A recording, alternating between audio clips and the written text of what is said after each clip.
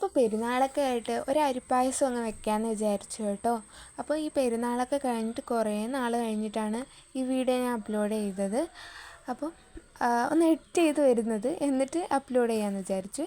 അപ്പോൾ അരി നമുക്ക് ആവശ്യമുള്ള പച്ചരിയാണ്. പച്ചരി ഒന്ന് കഴുകി എടുത്ത് വെക്കാം.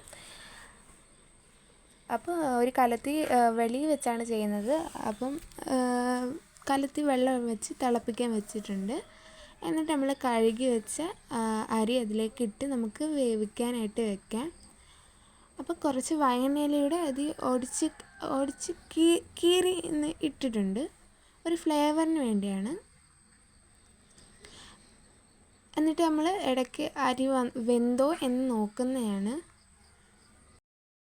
അരി അധികം വെന്താലും കുഴപ്പമൊന്നുമില്ല, ടേസ്റ്റ് കൂടത്തേ ഉള്ളൂ. പിന്നെ ഇന്ന് അത്യാവശ്യം നല്ല വെയിലൊക്കെ ഉണ്ടായിരുന്നു കേട്ടോ. മെയിനായിട്ട് മധുരത്തിന് വേണ്ടത് ശർക്കരയാണ്. അപ്പോൾ നമ്മൾ ശർക്കരയുടെ ഉരുക്കാനായിട്ട് വെച്ചിട്ടുണ്ട്.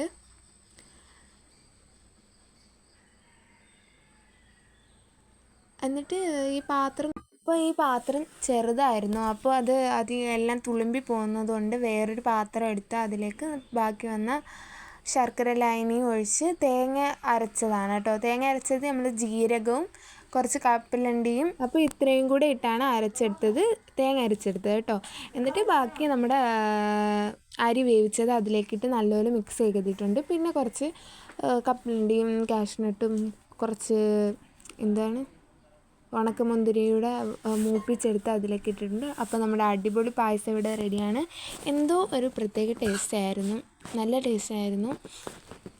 അപ്പം നിങ്ങൾ ഇതേപോലെയല്ല വെക്കുന്നതെങ്കിൽ ഇതേപോലെ ഒന്ന് ട്രൈ ചെയ്ത് നോക്കും. പല രീതിയിലായിരിക്കും വെക്കുന്നത്. അപ്പോൾ ഇന്നത്തെ വീഡിയോ ഇത്രയേ ഉള്ളൂ. ചാനൽ സബ്സ്ക്രൈബ് ചെയ്യാൻ മറക്കല്ലേ. ബൈ.